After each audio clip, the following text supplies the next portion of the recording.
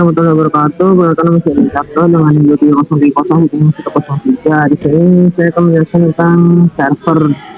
Nah, di sini dulu apa untuk server. Server itu berfungsi sebagai penyedia apa yang klien butuhkan.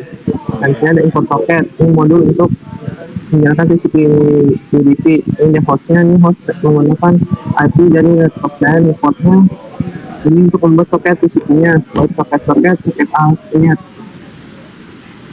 Nah, terus ini si SDN host ini importnya yang 5432. Lalu ada pin server. Nah, server ini berjalan di host dan port mana bisa berhasil dia akan menunjukkan port ini. Ini akan ada update sistem nanti terhubung dengan si kliennya. Data ini jika tidak data maka akan keluar loop. Nah, ini saya akan langsung yang berikutnya. Ini kita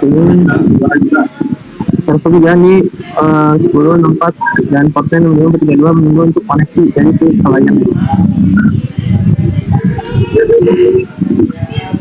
Nama saya Emren Asmi Munte dengan NIM 230301506. Saya akan menjelaskan bagian kliennya. Di bagian klien ini ada import. Nah, mengimport modus socket untuk membuat komunikasi jaringan antara klien dan server. Lalu ada host. Nah, host ini alamat IP server yang ingin dihubungi bisa diganti localhost atau kalau di komputer yang sama. Lalu ada port. Nah, port ini digunakan klien dan server untuk berkomunikasi harus sama di keduanya. Habis itu ada with socket, titik socket, socket AF, inet, socket, sock, stream, as, s, titik 2 membuat socket TCP, AVNet sama dengan IPv4, sock, stream sama dengan TCP. With memastikan koneksi tertutup dengan otomatis setelah selesai. Lalu ada S connect, host port, menghubungkan klien ke server dengan IP dan port yang ditentukan. Lalu ada print terhubung ke server, host, atau port. Nah, menampilkan pesan bahwa koneksi berhasil dibuat. Lalu ada while true, perulangan agar klien bisa terus mengirim pesan ke server tanpa keluar program. Lalu dijelaskan oleh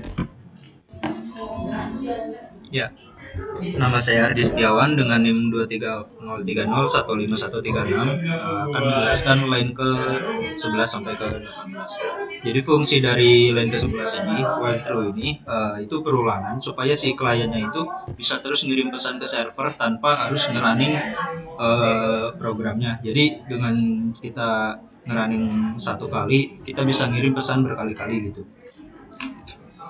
Terus ini ada MSG input di line ke-12. Ini intinya meminta pengguna itu ngetik pesan yang bakal dikirim ke server. Terus ada fungsi if di sini. Misalnya pengguna ngetik exit, maka tampilan atau pesan yang keluar itu akan tertulis seperti ini, menutup koneksi. Lalu line ke 16 ini intinya ngirim pesan yang udah ditulis oleh si klien ke server supaya bisa ditampilkan.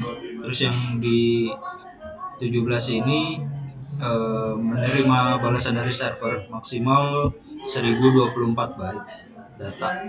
Di line terakhir ini menampilkan pesan balasan dari si servernya itu pakai decode. Ini fungsinya buat mengubah data dari byte yang dari server itu byte terus mengubah jadi teks yang bisa dibaca oleh kita manusia. Ya mungkin seperti itu. Lalu kita langsung ke proses praktiknya. Jika kita run dari klien, maka akan seperti ini, terhubung ke server yang sudah kita tuliskan di host.